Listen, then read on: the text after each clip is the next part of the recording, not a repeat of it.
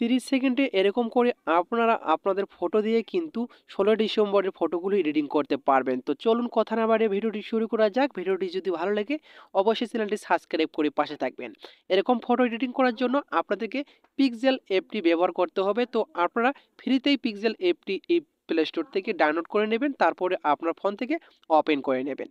Open করা হয়ে গেলে এখানে আপনি টেক্সট দেখতে পারবেন, অনেকগুলো টেক্সট রয়েছে। তো এখানে আপনারা থ্রি ডটে ক্লিক করবেন। থ্রি ডটে ক্লিক করে এখানে আপনার টেক্সটগুলো ডিলিট করে দেবেন। ডিলিট করে দেওয়ার পরে আবারও থ্রি ডটে ক্লিক করবেন। থ্রি ডটে ক্লিক করার পর এখানে আপনাদেরকে দেখতে পারবেন ইমেজ সাইজ রয়েছে, এই ইমেজ সাইজের উপরে ক্লিক করে আপনাদের সাইজটি সিলেক্ট করে নিতে হবে।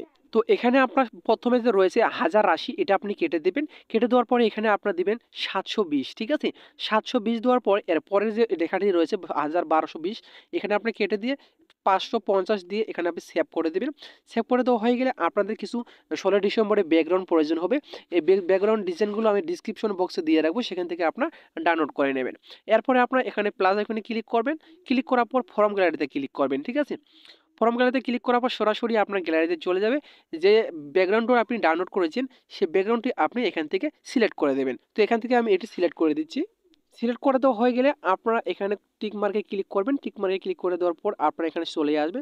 তো এটা আপনারা কি করবেন, একটু জুম করে এটা বড় করে নেবেন, ঠিক আছে।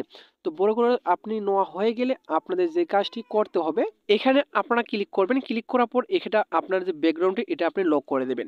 লক করে দেওয়া হয়ে গেলে উপরে আপনি আবারও দেখতে পারবেন কর্নারে যে প্লাস আইকন রয়েছে, এই প্লাস আইকনে জাস্ট একবার আপনাদেরকে ক্লিক করে দিতে হবে। প্লাস আইকনে ক্লিক করার পর আপনারা দেখতে পারবেন ফর্ম গ্যালারি। ফর্ম গ্যালারিতে ক্লিক করার পর আপনার ফটো সিলেক্ট করে দেবেন। তো আমি এখান থেকে আমার ফটোটি সিলেক্ট করে দিয়েছি, তারপর ক্রপ করে নিয়ে টিক মার্কে ক্লিক করে দিলাম।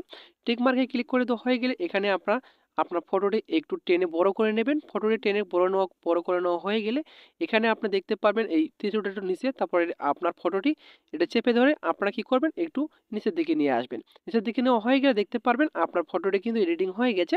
এখন আপনি ফটোটি ডাউনলোড করে গ্যালারিতে নেওয়ার জন্য উপরে দেখতে পারবেন সেভ অপশন রয়েছে, এই সেভ অপশনে ক্লিক করে দেবেন। সেভ অপশনে ক্লিক করার পর সেভ টু ইমেজ এখানে ক্লিক করে এখানে সেভ টু গ্যালারি রয়েছে, এখানে ক্লিক করে ফটোটি নিতে পারবেন।